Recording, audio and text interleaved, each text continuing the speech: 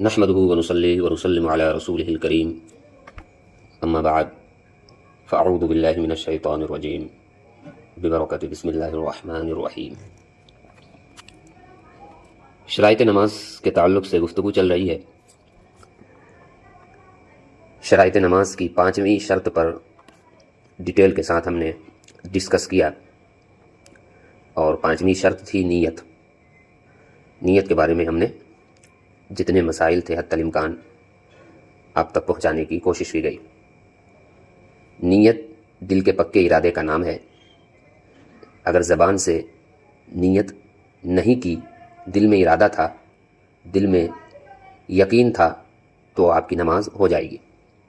ज़बान से नीयत करना ज़रूरी नहीं है, अलबत्ता दिल में नीयत हाजिर होते हुए ज़बान से कह लेना बेहतर है। इस नीयत में मेन चीज़ जो है आपको जो याद रखनी है वो यही याद रखनी है कि नीयत जो नमाज हम पढ़ रहे हैं उस नमाज की नीयत होनी बहुत ज़रूरी है। ज़ोहर की पढ़ रहे हैं तो ज़ोहर की नीयत दिल में होना ये शराइत नमाज में से एक शर्त है। ऐसा ना हो कि हम ज़ोहर की नमाज़ पढ़ रहे हैं और दिल में नीयत हो असर की, हम असर की नमाज़ पढ़ रहे हैं और दिल में नीयत हो मगरिब की, तो आपकी नमाज ही नहीं होगी। ज़ोहर पढ़ रहे हैं तो दिल में जो नीयत होनी चाहिए वो ज़ोहर की ही होनी चाहिए। अलबत्ता अगर ज़ोहर दिल में नीयत है और ज़बान से असर निकल गया तो ज़बान का एतबार नहीं होगा, दिल का एतबार होगा। दिल में जो नीयत है उसी का एतबार होगा। ये चीज़ें याद रखने की है। दूसरी जो चीज़ याद रखने की है वो कि नीयत अरबी में भी कर सकते हैं या जो ज़बान आपको आती है उस ज़बान में भी कर सकते हैं, समझ रहे। और ये भी याद रखना है इस नीयत के चैप्टर में कि अगर बिलफ़र्ज़ हमने नीयत ज़बान से अदा नहीं किए, दिल में नीयत थी, तो भी आपकी नमाज हो जाएगी, क्योंकि दिल का एतबार होता है नीयत के लेसन में, नीयत के बाब में, समझ रहे। ज़बान से अल्फाज नीयत अदा करना ये बेहतर है और अफजल है। ये चीज़ें याद रखने की है। दूसरी बात, आज हम तकबीर तहरीमा के ताल्लुक़ से गुफ्तगू करेंगे, समझ रहे। छठी शर्त और आखिरी शर्त, फिर उसके बाद हम फ़राइज़ नमाज पर आएंगे, समझ रहे। आज हम छठी शर्त पर गुफ्तगू करेंगे और वो छठी शर्त क्या है? तकबीर तहरीमा। क्या है छठी शर्त? तकबीर तहरीमा। तकबीर तहरीमा के ताल्लुक़ से जो भी मसाइल होंगे इंशाअल्लाह उस पर हम डिस्कस करेंगे। तकबीर तहरीमा छठी शर्त है नमाज की, समझ रहे। तकबीर तहरीमा का मतलब क्या होता है? तकबीर तहरीमा कहते किसे हैं? तकबीर तहरीमा यानी नमाज को अल्लाहु अकबर कहकर शुरू करना ज़रूरी है, समझ रहे। जैसा कि बहार शरीयत हिस्सा 3 सफ़ा 77 पर मज़कूर है। नमाज को अल्लाहु अकबर कहकर शुरू करना, यह है तकबीर तहरीमा का मतलब। यानी अल्लाहु अकबर, लफ्ज़ अल्लाहु अकबर कहकर। ऐसे तो अल्लाह तबारक व तआला के बहुत सारे नाम हैं। जैसे आप कुरान वगैरह के शुरू में अल्लाह तबारक व तआला के अस्माए मुबारका देखेंगे और आखिर में हुजूर सल्लल्लाहु अलैहि वसल्लम के अस्माए मुबारका मुलाहिज़ा फरमाएंगे, तो उसमें बहुत सारे नाम ज़िक्र हैं। जैसे अहदुन, क़ादिरुन, ये सब नाम है। अकबर, अल्लाहु अकबर, ये लफ्ज़ होना ज़रूरी है नमाज शुरू करते वक्त। जैसा कि साहिब बहार शरीयत ने फरमाया कि तकबीर तहरीमा के वक्त अल्लाहु अकबर कहना ये ज़रूरी है, समझ रहे हैं बात को। अब हाथ उठाने का मसला, जब तकबीर तहरीमा के ताल्लुक़ से बात आ गई तो हाथ हमारी बहनें कहाँ तक उठाएगी? मर्द हजरात तो कान की लौ तक हाथ उठाते हैं, समझ रहे। कान की लौ तक हाथ उठाते हैं और हथेली किबला की जानिब रहता है, इस तरह हाथ उठाकर नाफ के नीचे बांध लेते हैं। मगर हमारी माँ बहनें के लिए हाथ उठाने का मसला थोड़ा मुख्तलिफ है। वो कहाँ तक हाथ उठाएगी? वो सीने तक हाथ उठाएगी اور سینے پر ہی ہاتھ باندھ لے گی. سمجھ رہے بات کو؟ کہاں تک ہاتھ اٹھائے گی یہ مسئلہ کو اچھے طریقے سے یاد رکھیں. مرد اور عورت میں نماز پڑھنے کا وہ تکبیر تحریمہ کے وقت کا ہے. مرد حضرات کان کی لو تک ہاتھ اٹھائیں گے اور عورت اور خواتین سینے تک ہاتھ اٹھائے گی. سمجھ رہے؟ اور پھر ہاتھ باندھنے کا دوسرا فرق قیام میں ہاتھ باندھنے کی حیت میں ہے کہ مرد کے لیے ناف کے نیچے ہاتھ باندھنا مستحب ہے. اگرچہ فقہا میں اس حوالے سے اختلاف بھی ہے، تاہم خواتین کے حوالے سے تمام اہل علم کا اجماع ہے کہ وہ قیام کے وقت اپنے ہاتھ سینے پر رکھے گی. مرد اور عورت کی نماز میں فرق کیا ہے؟ پہلا فرق ہاتھ اٹھانا ہے. مرد حضرات کانوں تک ہاتھ اٹھائیں گے، عورت سینے تک ہاتھ اٹھائے گی. مرد حضرات ناف کے نیچے ہاتھ باندھیں گے، عورت سینے پر ہاتھ باندھیں گی. یہ سب فرق ہے، تو ان باتوں کو بھی یاد رکھنا بہت ضروری ہے. اب آئیے تکبیر تحریمہ کے تعلق سے کچھ باتیں ذکر کرتے ہیں. تکبیر تحریمہ باطنی ادب.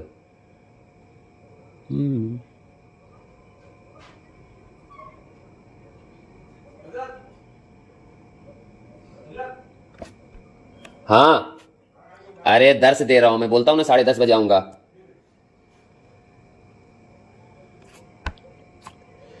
تکبیر تحریمہ کا ظاہری طریقہ آپ سماعت کریں. اب احادیث اور دلائل کی روشنی میں اس کو ڈیٹیل میں ہم جانتے ہیں. تکبیر تحریمہ کا ظاہری طریقہ حدیث مبارکہ سے ثابت ہے.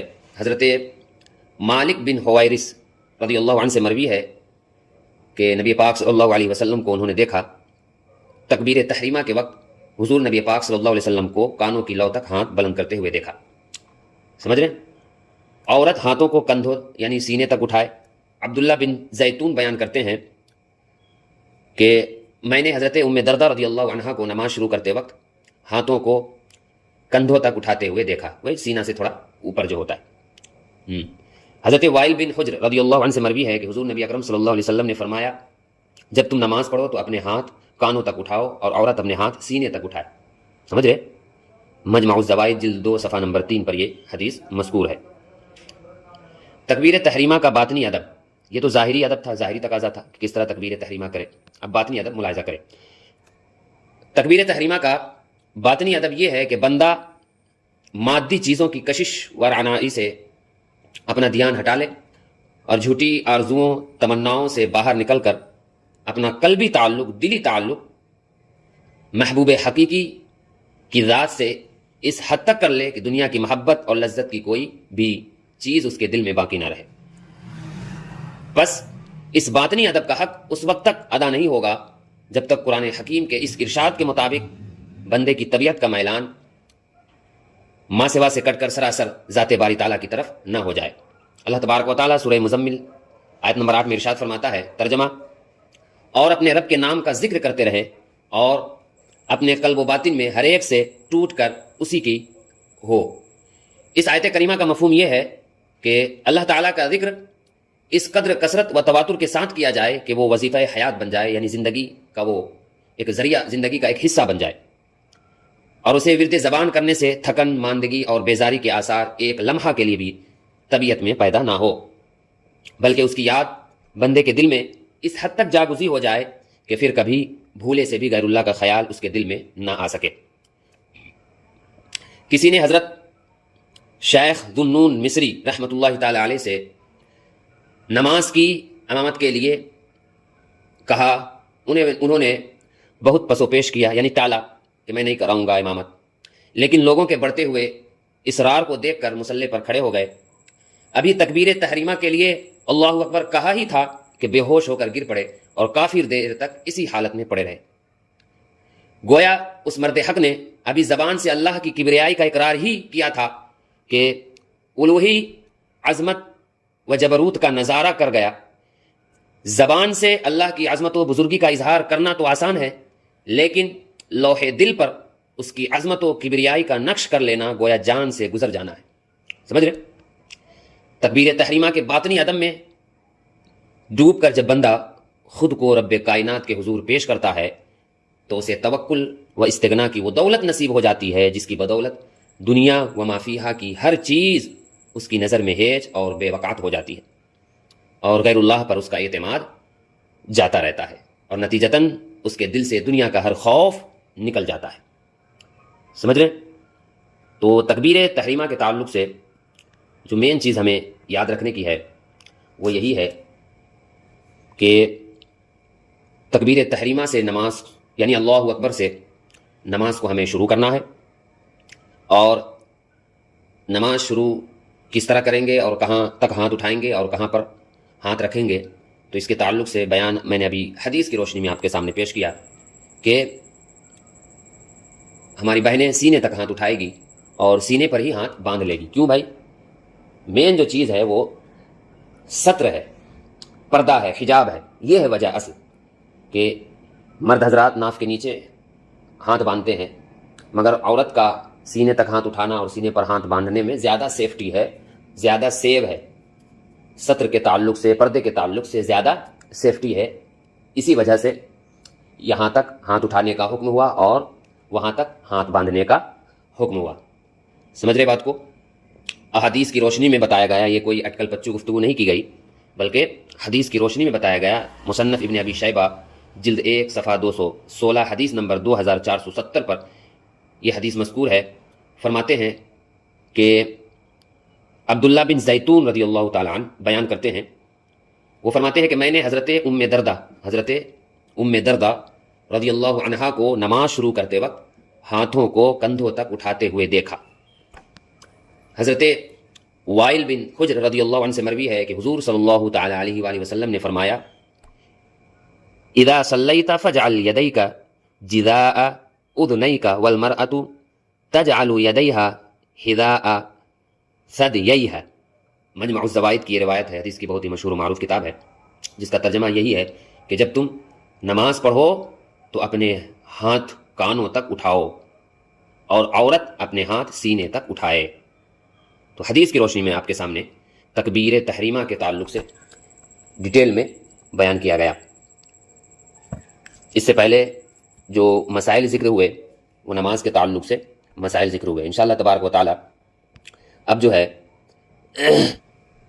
ایک مسئلہ، اور یہ مسئلہ جو ذکر ہوا اسی سے ریلیٹڈ ایک مسئلہ میں آپ کے سامنے بیان کرتا ہوں، بغور سماعت کریں کہ غسل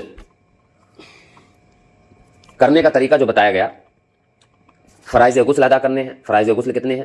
3 ہیں۔ کلی کرنا، اچھے طریقے سے کلی کرنا، کہ منہ کے جو اندر والے حصے ہیں ہر جگہ پانی پہنچ جائے۔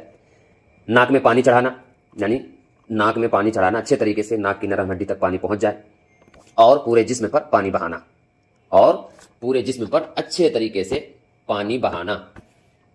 اگر کہیں پر رہ گیا پانی بہانا تو پھر آپ کا غسل نہیں ہوگا، چاہے وہ جگہ تھوڑی ہو یا زیادہ ہو۔ سمجھ رہے؟ اب اگر کوئی شخص غسل کرنے کے بعد اور جو طریقہ ہے اس طریقے کو فالو کرنے کے بعد جو طریقہ ذکر کیا گیا ہے فقہ کی کتابوں میں غسل کرنے کے، اس طریقے کے بعد غسل کے بعد وضو کرنا کیسا ہے، یہ ہے مسئلہ۔ تو دیکھیے، جب آپ غسل کر رہے ہیں تو غسل کرنے کے بعد آپ باوضو بھی ہو گئے، یعنی آپ کا وضو بھی ہو گیا۔ سمجھ رہے ہیں؟ آپ کا وضو بھی ہو گیا۔ غسل کرنے کے بعد نئے سرے سے وضو کرنا تو بہتر ہے، اچھا ہے، درست ہے۔ مگر اگر کوئی شخص غسل کرنے کے بعد وضو نہیں کیا، سمجھ رہے، وضو نہیں کیا اور اس کا وضو بھی نہیں ٹوٹا، یعنی غسل کرنے کے بعد کوئی ایسی چیز نہیں پائی گئی جس سے وضو ٹوٹ جاتا ہے، وہ سب چیزیں نہیں پائی گئی، غسل کرنے کے بعد وہ نماز کے لیے کھڑا ہو جائے اور وضو نہ کرے تو بھی اس کی نماز ہو جائے گی، کیونکہ غسل میں ہی سارے فرائض وضو ادا ہو چکے۔ کیوں؟ غسل کے اندر سارے فرائض وضو ادا ہو چکے ہیں، ہاتھ دھوا جا چکا ہے، چہرہ دھوا جا چکا ہے، پاؤں دھوا جا چکا ہے، سر کا مسح بھی ہو گیا ہے، شیمپو وغیرہ آپ لگائے ہوں گے تو سمجھ لیجئے اسی طرح جو پروپر طریقہ ہے اس طریقے کے خلاف گیا ہوگا، مگر مسح تو ہو گیا نا۔ تو وضو کرنا اچھی بات ہے، مگر اگر کوئی شخص غسل کرنے کے بعد وضو نہ کرے اور اس کا غسل کے بعد کوئی ایسی چیز نہ پائی گئی ہو جس سے وضو ٹوٹ جائے، تو ایسی صورت میں اگر کوئی نماز پڑھ لے غسل والی فرائض ادا کرنے کے ساتھ ساتھ، تو اس کی نماز ہو جائے گی، کیونکہ غسل کے ساتھ وضو بھی اس کا ہو جاتا ہے۔ الگ سے وضو کرنے کی ضرورت نہیں ہے، سمجھ رہے؟ الگ سے وضو کرنے کی ضرورت نہیں ہے۔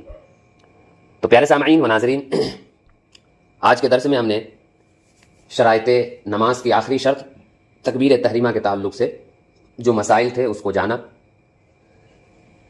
اور ایک ضروری مسئلہ بھی جانا کہ بہت سارے ہماری ماں بہنیں اور ہمارے نوجوان لوگ بھی اس طرح کرتے ہیں کہ غسل کر کے آئے اور فوراً وضو کرنا چالو کر دیتے